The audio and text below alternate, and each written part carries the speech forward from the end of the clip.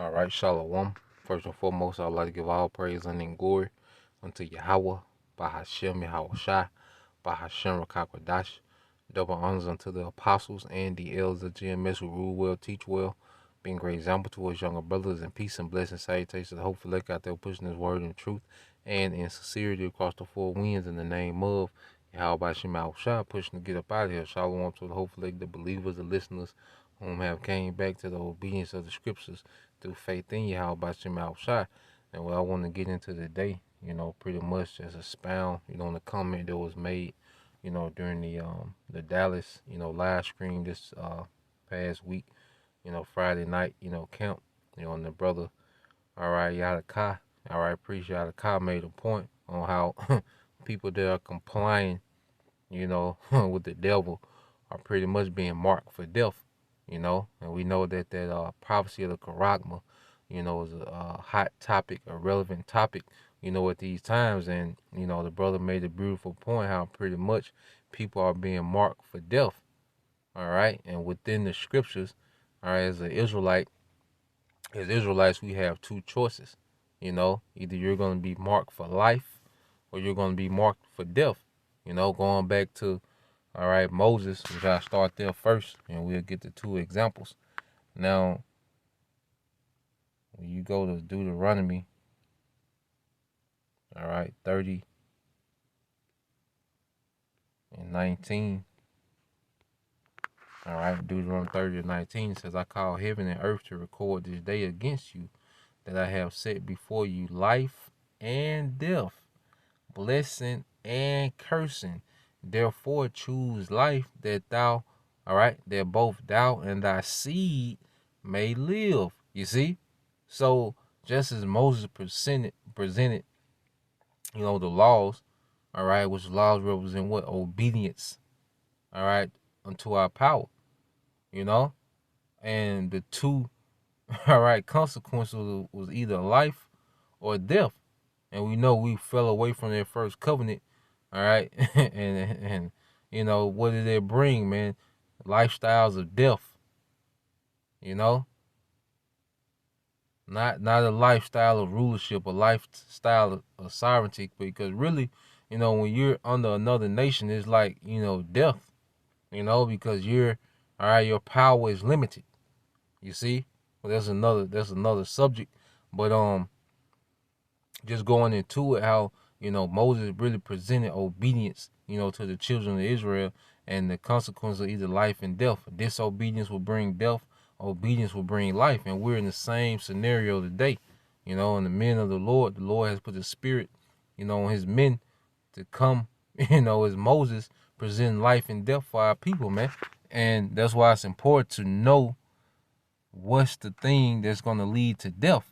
What's the device? What's the technology that's going to lead? And we know the MOTB, all right, consists of, all right, the RFID, man. Their radio frequent identification, man. You see? Now, when you go to Revelation 14 and 9, it says, and the third angel followed them, saying with a loud voice, if any man worship the beast and his image and receive his mark in his forehead or in his hand. Now we know that when it's speaking of worshiping the beast, which is pretty much this system, man, and everything that it entails, the mindset that this system puts you in, to do as thou wilt, ain't no law, love everything, accept everything. You see, go along to get along. All right, that's the ideology pretty much that run this system. Confusion. My truth ain't your truth. Your truth ain't my truth. Confusion. You see, the way of living a life of pleasure. It's all about clout, status, and, individualism, which is the ideology of ancient Rome. All right, that's fourth beast. So the people, that would choose, all right, to accept, all right, the MOTB will have a mindset of worshiping the beast, which is a mindset of death. They're choosing death. All right.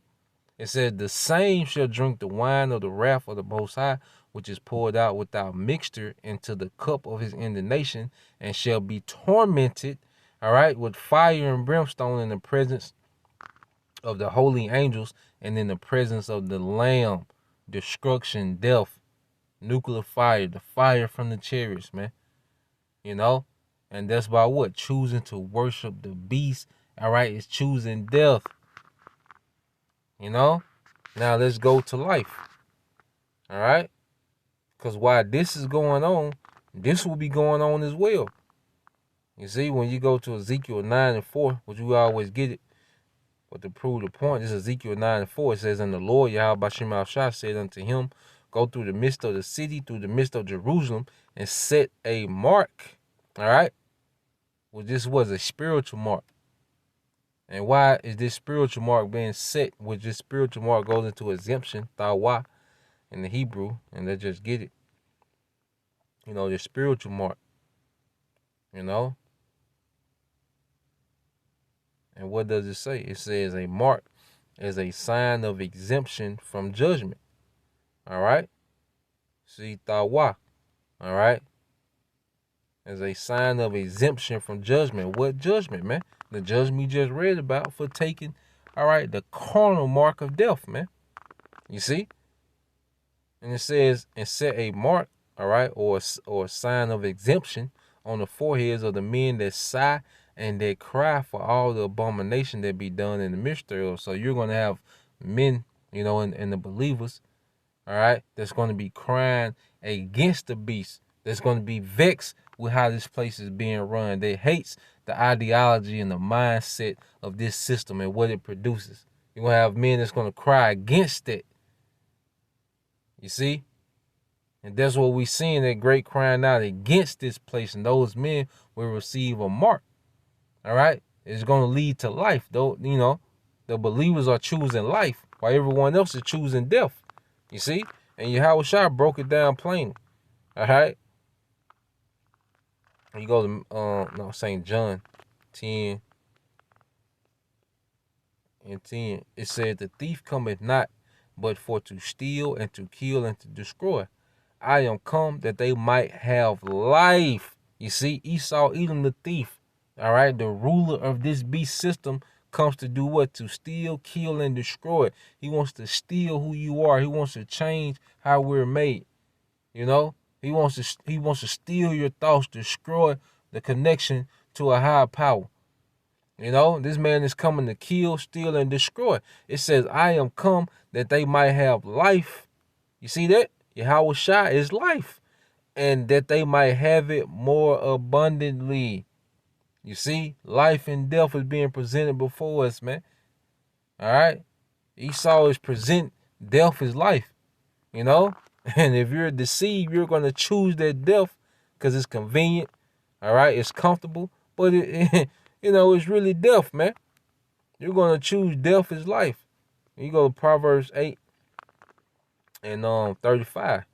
It says, for whosoever findeth me, and this is Yahweh Shai, findeth life, and he shall obtain favor of the Lord, Yahweh Bashim Shai. But he that sinneth against me, disobedience, wrongeth his own soul, and wandering after the beast, because you're worshiping another God.